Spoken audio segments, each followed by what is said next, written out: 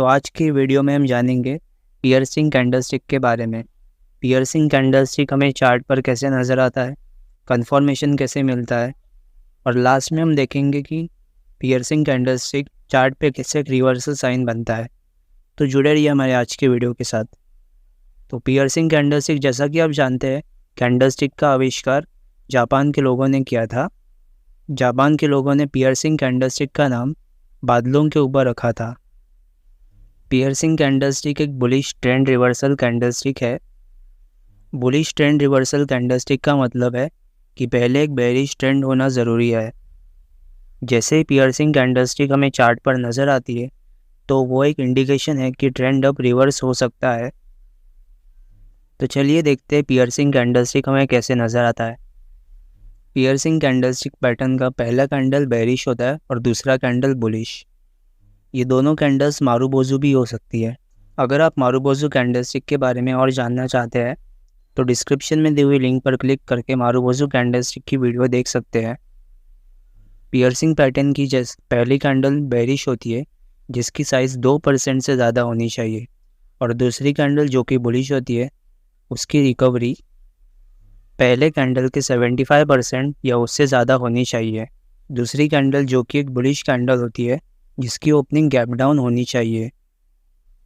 Gap down opening के साथ उसकी रिकवरी पहले कैंडल के 75% या उससे ज़्यादा होनी चाहिए।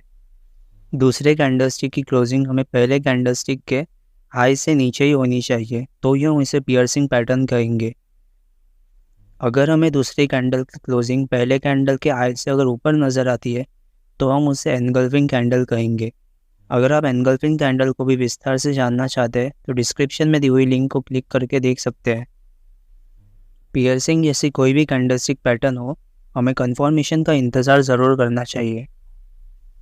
पियर्सिंग कैंडलस्टिक पैटर्न में वॉल्यूम का भी बहुत अधिक महत्व होता है। जैसे कि दोनों कैंडल्स का वॉल्यूम स्टॉक के एवरेज वॉल्यूम से ज़्यादा होना चाहिए। साथ ही साथ दूसरी जो बुलिश कैंडल बनती है उसका वॉल्यूम पहले कैंडल से भी काफ़ी ज़्यादा होना चाहिए। पियर्सिंग कैंडलस्टिक की पैटर्न की कंफर्मेशन हमें तभी नज़र आती है जब उसकी अगली कैंडल काफ़ी बुलिश हो। इसका मतलब है कि पियर्सिंग कैंडलस्टिक पैटर्न बनने के बाद हमें एक अगली कैंडल का इंतज़ार भी करना चाहिए कंफर्मेशन के लिए। अगर आप पियर्सिंग कैंडलस्टिक पैटर्न के ऊपर एक बुलिश ट्रेड लेते हैं तो पियर्सिंग कैंडलस्टिक पैटर्न की जो सेकंड कैंडल जो कि बुलिश कैंडल होती है उसके लो के ऊपर आपको स्टॉप लॉस लगा देना चाहिए लॉन्ग ट्रेड लेते समय। पियर्सिंग कैंडलस्टिक पैटर्न आपको हर एक टाइम फ्रेम में नज़र आ सकता है, जैसा कि intraday chart, daily chart, weekly chart, monthly इत्यादि। अगर आप बड़े टाइम फ्रेम की चार्ट देखेंगे जैसे कि डेली और वीकली, तो उसमें पियर्सिंग कैंडलस्टिक पैटर्न या कोई भी कैंडलस्टिक पैटर्न ज़्यादा अच्छे से काम करेगी बजाय कि छोटे टाइम फ्रेम के। पियर्सिंग कैंडलस्टिक पैटर्न में आपको कुछ बातें ध्यान रखनी चाहिए, जैसे कि पहली कैंडल एक लंबी बेरिश कैंडल हो और दूसरी कैंडल एक लंबी बुलिश कैंडल हो।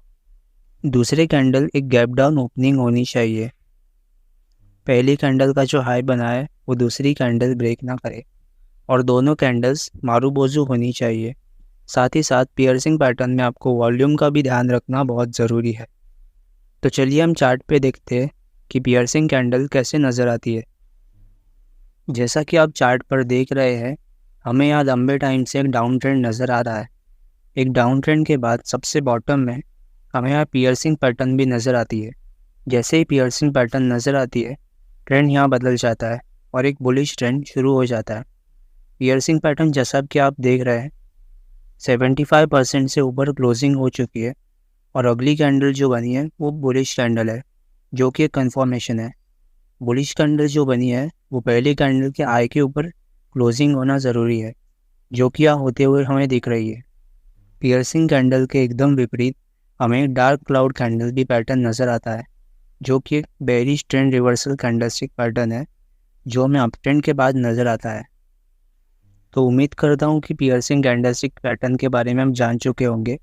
अगर आपको आज का वीडियो पसंद आता है तो इसे लाइक ज़रूर कीजिए और हमारे चैनल को भी सब्सक्राइब कर दीजिएगा। Thank you.